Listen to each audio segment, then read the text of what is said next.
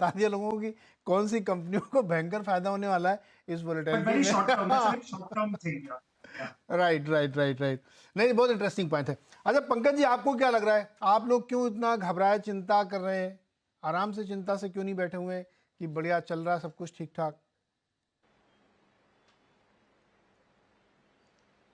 नमस्कार Neeraj ji.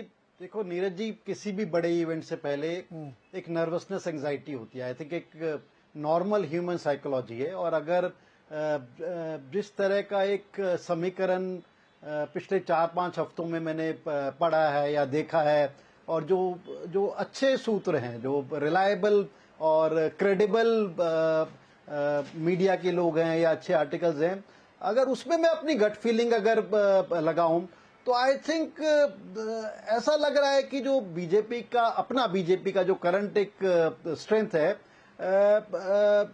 Upcoming strength में जो बातें हो रही हैं, it could be in a range of -25 to +10 to 15 from the current kind of range, जो भी इनके 303 या 306 है।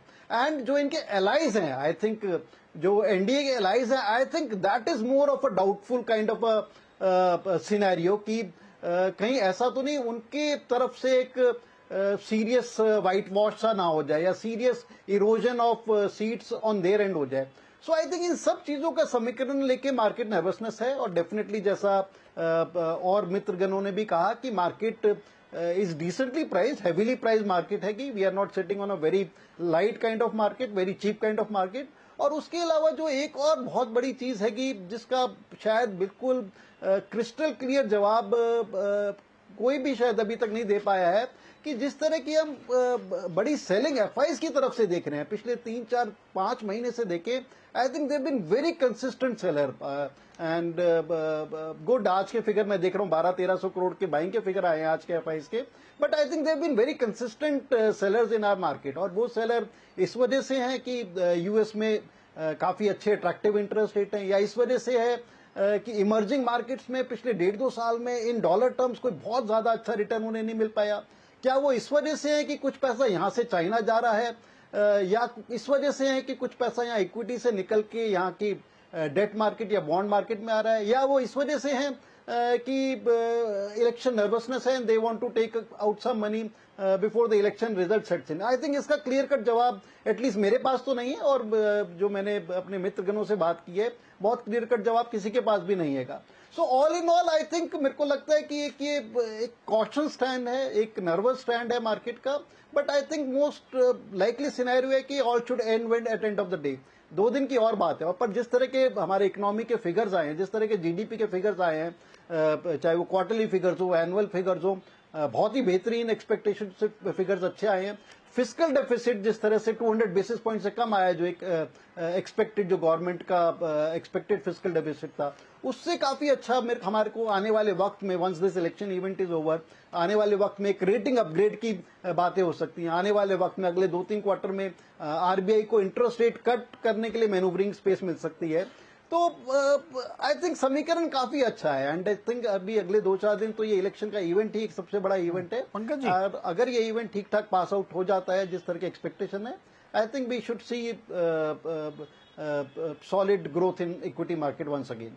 पंकज जी, क्या मार्केट का ये कंसर्न है कि एनडीए मिला के सरकार बना लेंगे, वो ये बहुत उनके लिए कंफर्ट नहीं है? उनकी चिंता ये है कि वो 303 से कम नहीं होने चाहिए। आपने कहा 20 कम हो सकते हैं, एक व्यू ये है मार्केट में 20-30 कम हो सकते हैं, ये ज्यादा चिंताजनक है रादर कि ये कंफर्टेबल है कि नहीं सरकार तो बन जाएगी भले एनडीए मिला के बने। ये सही है क्या?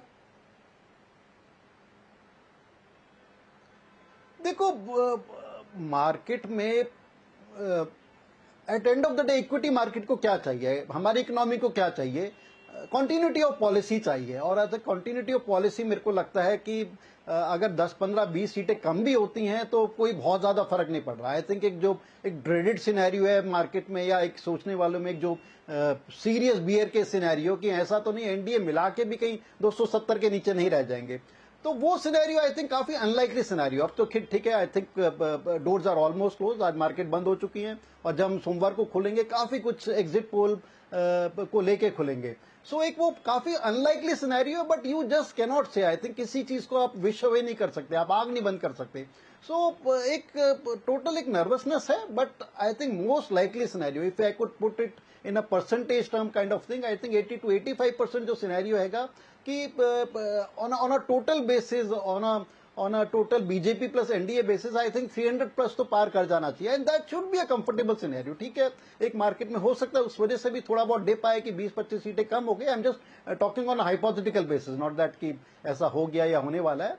But at end of the day I think market काफी रेजिलिएंट है, और हमें नहीं भूलना चाहिए कि पिछले दिनों अगर हम पिछले 3-4 हफ्ते देखें तो global markets have perform decently well, और एक वो कैचिंग अप एक्सरसाइज भी हमारी मार्केट्स को करनी है once the event is over. एंड अगर हेल्दी टर्म में इवेंट ओवर हो भी जाता है तो I am not looking at a scenario कि जहां पर थंपिंगली 350-360 एनडीए की आए. आई थिंक वो ऐसी बात नहीं है. हमारे को डिस्टिंक्शन नहीं चाहिए इस इलेक्शन में. I think good first division is good enough, और एक छोटी मोटी अगर मार्केट्स में किसी वजह से फॉल आती भी है, आई एम वेरी श्योर 1-2 दिन में मार्केट स्टेबलाइज हो जाएगी अगर ड्रेडेड सिनेरियो में नहीं जाती है. तो that is the scenario we are playing with, that is the scenario हम अपने क्लाइंट्स को बोल रहे हैं. डिस्टिंक्शन मिल जाए तो क्या बुराई है? बहुत अच्छी बात है. मतलब देखिए, वो तो फर्स्ट क्लास से खुश हूं, तो अगर मिल ही जाए तो क्या बुराई है? बहुत अच्छी बात. लेकिन एक बात जो आप लोग शायद संकोच कर रहे हैं या एक मन के अंदर खटका है, मैं उसको ओपन कर देता हूँ. जब आप सुमो जी से लेता हूँ. सुमो सर, हमारे मार्केट पार्टिसिपेंट ना थोड़ा सा संकोच में बोलते हैं. अब मैं उसको खोल देता हूँ. अगर ये एनडीए गवर्नमेंट 300 से बनती है तो इसका मतलब ये हुआ कि बीजेपी अपने पुराने परफॉर्मेंस से नीचे है 20-30 सीटें. ठीक है, तो सरकार बन गई, सब कुछ ऊपर से बढ़िया दिख रहा, कोई प्रॉब्लम नहीं. लेकिन प्रॉब्लम है इसमें हो सकती है कि जितनी स्ट्रांगली आप कोई काम कर पाते थे पहले इकोनॉमिक रिफॉर्म्स के तौर पे या सोशल रिफॉर्म के तौर पे, उसमें थोड़ा सा आपको एक स्टेप पीछे लेना पड़ सकता है. गवर्नमेंट उतनी मजबूती से शायद ना न कर पाए, ये मन में डर हो सकता है मार्केट के. थोड़ा जिटरी इसलिए भी हो सकती है मार्केट कि उसका रियल कंसर्न ये है कि वो 303 का नंबर पार होना चाहिए, क्योंकि वो जो एलाइज 10-5 सीट लेके आते हैं उन पे भरोसा नहीं. मुझे चाहिए कि अकेले मोदी जी की सरकार 310 से कम बने, तो फिर वो थंपिंग काम होगा कि उनको अगर कुछ करना है बड़े पैमाने पर पीएसयू के प्राइवेटाइजेशन का काम करना, तो कोई उंगली रखने वाला ना हो. क्या ये डर जायज है? नहीं, मुझे नहीं लगता है. रादर अब देखिए, अगर ऑफ कोर्स राजनीतिक समीकरण अलग चीज है, लेकिन मान लीजिए एक सरकार आ रही है एनडीए की, and with just basic majority वगैरह, तो उनको तो और ज्यादा लगेगा ना कि भाई हमें अपना ये जो कमी है, ये इसको एडवांटेज में ट्रांसफर करना है, मुझे दिखाना है कि मैं क्या कर सकता हूँ. और अगर इस तरह से अगर देख के चले तो मेजर पॉलिसी चेंजेस ज्यादा, मुझे लगता है उसकी ज्यादा गुंजाइश है.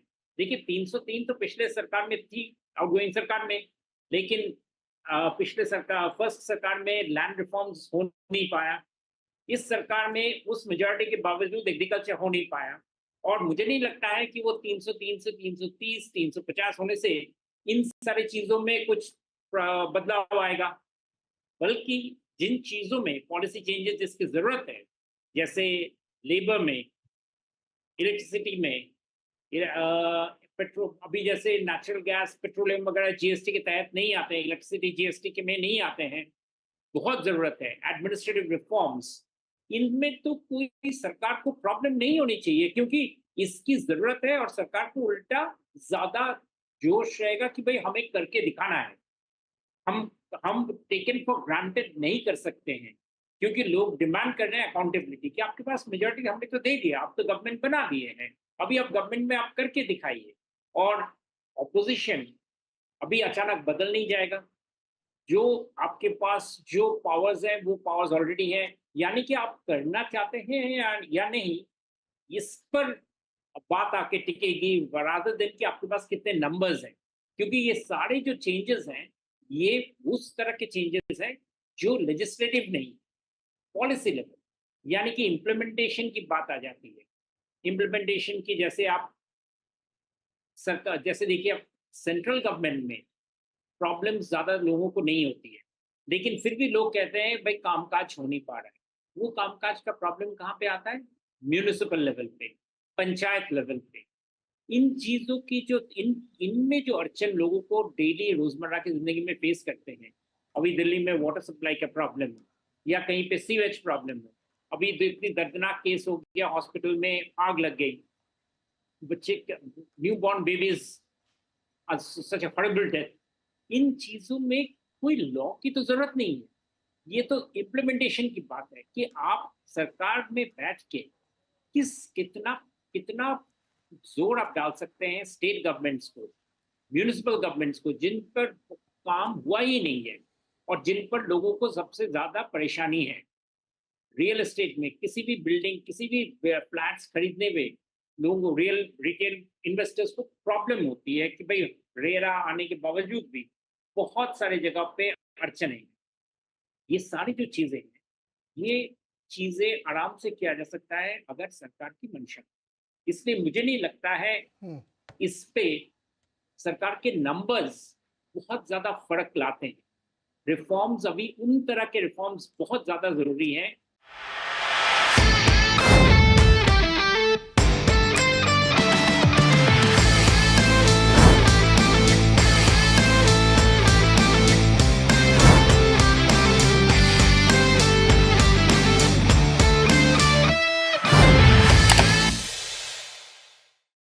बता दें कि मनी कंट्रोल पर दिए गए विचार एक्सपर्ट्स के अपने निजी विचार होते हैं।